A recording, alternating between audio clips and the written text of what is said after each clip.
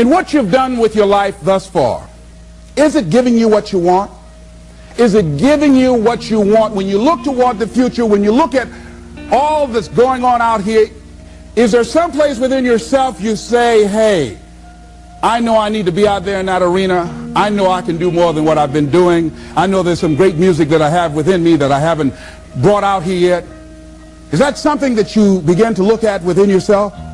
See, I say if you look at your life, and if you're not getting what you want, you owe it to yourself to do something differently. If you're on a job, 85% they say of Americans go to jobs that they're unhappy. If you're doing something 8 hours a day that you don't like, it's not giving you what you want, it's not giving you a strong feeling of satisfaction and fulfillment, you're miserable, you hate to go there, you're depressed just thinking about it, you sing the "Thank God It's Friday" song every week. If that's what it is, you owe it to yourself to start strategically working to change directions. See, but you know what most people will do? Most people will resist change. Most people will fight change as if change would be worse than what they're experiencing.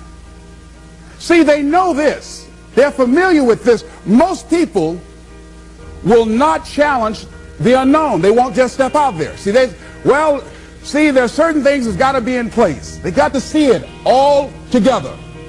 And life isn't like that. That's not how you grow. So as you look at your life, you're saying, I'm not getting what I want.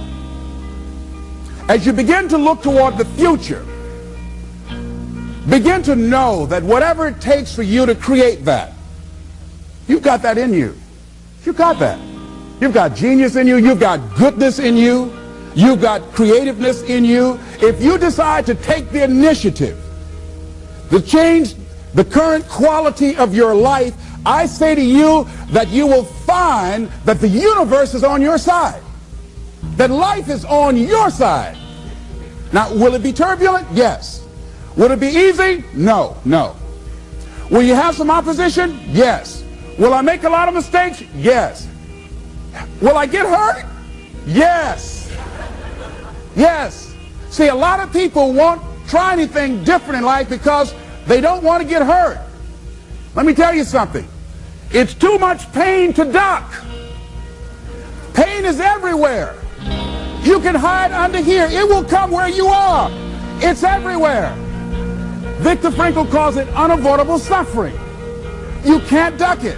But most people spend their life not wanting to deal with the pain of rejection, the pain of defeat, the pain of being disappointed, the pain of losing, the pain of failure, the pain of being criticized, the pain of not being liked, the pain. That's called life. Life is full of pain. It's everywhere. But guess what? There's no gain without pain, because it's the pain of regret that you experience. If I had it to do over again, that's a pain. Don't you know that's something? When you know, I was in a seminar once and this lady stood up. If I had my life to live over again, she talked about all of the things that she would do. And you can feel the pain of regret in her voice. The pain of regret. She still experienced pain. She was trying not to experience the pain of defeat, the pain of disappointment, the pain of loss, the pain of lack of support. And she still experienced pain. It was right there. We can't get around it. Most people are governed by their habits, their fears, and the opinions of others. A lot of people never try anything differently because they have been convinced by people in their lives that they value that they can't do it. They're living within the context of the opinions that other people have of them, the low expectations. Many people doubt themselves because when they thought about doing something at some critical point in their lives, somebody they respected and honored, somebody they believed in, somebody that they loved, someone they trusted said, you can't do that. And they accepted that. As you look at your life, ask yourself the question, what would your life be like? What would your life look like if you decided not to care what people thought of you? What would your life be like if you decided to give up some of your fears? What would your life be like if you decided to become courageous? What would your life be like? If you decided to act on your dream, if you did what you felt in your heart. You know what courageous means? Tom Ruskin and Randy Reed said. They said that courage comes from a French word which means of the heart. But how does it feel to you?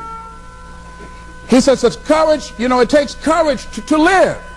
Says most people go through life not allowing themselves to step out because they don't want to let go. They don't want to be blown around. They don't want to be moved. The courage to face life's whirling wind of contradictions. The courage to love yourself. The courage to love. For years, I was afraid to love. The courage to take a chance. The courage to be who you are. He says courage isn't for somebody else, for medals, applause, or moral debts. Courage is what at that moment feels most right for you. Not just situational ethics, but what feels right in your heart. The word of the heart. What feels right in your heart. One great philosopher says, cowards die many times before their deaths. The valiant never taste of death but once. What does that mean? That valiant people aren't afraid? No, no, no. It means that they experience that fear and they move forward. They move forward anyhow. Many people are dead now. Many people are allowing their dreams to die. Many people are allowing the ideas to lie dormant and collect dust.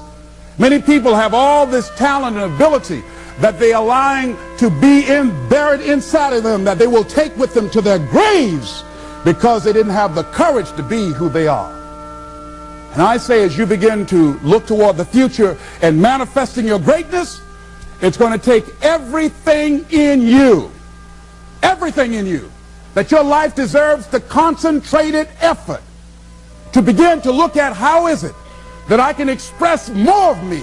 How is it that I can bring my ideas out here now? How is it? And start living with a sense of urgency, because you're here today, you're gone today. Life is unpredictable. It's uncertain. There are no guarantees. No guarantees out here at all. So holding back, what are you waiting on? Ask yourself, what's the benefit of your waiting? What's the benefit of your not living your dream? What's the benefit of not listening to yourself? Oh, please, listen to yourself. You know the feelings. If you start listening to the feelings in your heart, and I'm doing it now more every day, I find that my feelings, I can trust them. And I say to you that as you look toward the future, you look at life on a daily basis, if there's something that you have been given, if you've heard something within yourself that you know that what you're doing now doesn't fit for you, it doesn't work for you, it's not giving you what you want, and there's something else that you want to do, don't allow that inner doubt in you to talk you out of it, to build a case on why you can't have it, to tell you why you're not good enough. You ignore that inner voice and all of the external voices. Don't judge the possibilities for what you can do based upon the circumstances, because the circumstances won't determine who you are. Don't determine what you're able to do based upon your resources. Don't determine what's possible for you based upon where your life is right now. Where your life is right now is not you. That's just what it is right now. But the possibilities for you are unlimited. If you're in a rebuilding process, it's unlimited. If you're coming back from adversity and devastation, it's unlimited of what you can do. That's the capacity of human beings. It doesn't matter how many mistakes you've made. It doesn't matter how many flops you've had. It doesn't matter how much money you've lost. In fact, I see it only as an investment of what you learn from life. Not losses, but investments of what's possible for you. And I say to you that once you start listening to yourself, and as you begin to act on your dream, as you start just trying to find your way, doing what you can with what you have, you will start seeing things opening up for you. You'll start attracting people. You say, where'd they come from? things will start coming together, clicking for you. You say, whoa, you start brainstorming. Ideas will come out of nowhere as you focus on it. The key to it is to begin to focus on what it is you want to do. Why, Les? Why is that important? Because as you focus on that which you want to do, that which we focus on, that which we give our energy to, it will begin to multiply. It will begin to expand. It will begin to develop your consciousness. And out of that comes your greatness. Out of that comes a commitment. Out of that comes a passion for life. Out of that comes a special power that you have in you that you haven't even called on yet. See, the powers that we have will never reveal themselves if we don't challenge them, if we don't put ourselves in a position where we have to use them. So one of the most important things, I was reading a book that's a really interesting book called Instant Millionaire, and the guy said, put yourself in a position where you can't retreat, where it's do or die, sink or swim. Here's what you'll find out. You'll develop incredible swimming skills. You'll find yourself stroking unlike you've ever seen before. Through the inspiration of desperation, you'll become more creative than ever before. So what is it? How do we handle that whole piece? Throw your whole self into it. See, most people go at it tentatively. They don't give all their stuff. They don't concentrate. They don't put everything they've got in them. One guy wrote a book called All You Can Do Is All You Can Do. And all you can do is enough. But he said, make sure you do all you can do. And if we're honest this evening, we know that we haven't done all we can do. So as we look at the future, we can decide that from this day forward, as I look at my personal relationships, if I look at my professional relationships, if I look at my family relationships, if I look at all the dimensions of my life, looking at myself mentally, emotionally, and spiritually, I'm going to do all I can do to develop me, to bring my talent out here, to make a contribution to life.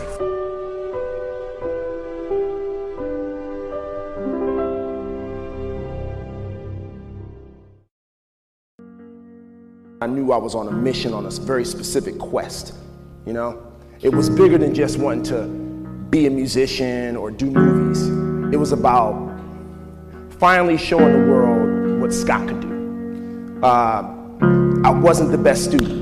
At that moment in your time in life, you feel like that's all that matters. High school, it's like, oh, this girl doesn't like me, this guy here, and it's all this drama, and you go into the real world and you know it's about just trying to make your mark in the world. And I never got a chance to do that academically. So I had this fire. I had this fire to pursue this musical career. If you only have 24 hours in a day, your success is dependent upon how you use the 24. You gotta hear me. People talk about Oprah Winfrey, you know, Ted Turner, Warren Buffett. Listen to me. I don't care how much money you make. You only get 24 hours in a day. And the difference between Oprah and the person that's broke is Oprah uses her 24 hours wisely. That's it. Listen to me. That's it. You get 24. I don't care if you broke, you grew up broke. I don't care if you grew up rich. I don't care if you're in college, you're not in college. You only get 24 hours. And I blew up literally. I went from being a high school dropout to selling 6,000 books in less than 6 months. What happened? My 24 hours. I was like, okay, Eric, you got to get a grip on your 24 hours because you're about to be broke for the rest of your life. And that's all I need you to do for me. I can tell you all about your life if you just write down your 24-hour schedule for me. You let me look at it. I can tell you where you're going to be in 5 years. I can tell you where you're going to be in 10 years. I can tell you where you're going to be in 20 years if you keep that schedule. Some of you are doing okay, as you say, but want to go to the next level. But none of you are going to reach the next level unless you are committed every day to be better than yesterday. I know none of you are happy with average. Average is not for you, and average will not be you. You might be at a great level, but you must understand there is always another level at the same intensity, week in, week out, and expect improved results. The world doesn't work like that. You give more and you get more. You must understand that despite perceived limitations, if you push yourself, you can always raise the bar in your life. have to always raise the bar. First you set the standard, then you raise the bar. Don't you dare quit. Don't you dare settle. Don't you dare back down. Not today or any other day. When the tough moments come, never forget. You are in that moment writing your legacy. In that tough moment, you are setting the standard for your character. Do you have the character? You do. Never forget, never quit. The key is hard work. The key is found in my grind, in my hustle. The key is found in believing in myself. The key is believing in myself when no one else does. The key is in my obsession with reaching success, my obsession with reaching my targets. The key is outworking my rival. The key is sacrificing my today for a better tomorrow. The key is in getting out of my comfort zone and pushing myself past perceived limitations. The key is in daily growth. The key is sticking it out when times are tough. The key is being tougher than my life is. The key is using my pain as fuel to drive me to success. The key is in my goals. Goals so big, they scare small minds. The key is in my vision. The vision that keeps getting bigger every time that I conquer my last goal. The key is in taking responsibility for my life, no matter what happens, no matter what test life throws my way. The key is in doing whatever it takes. The key is within me. The key is within me. Do follow these suggestions. Do follow me for more such nuggets.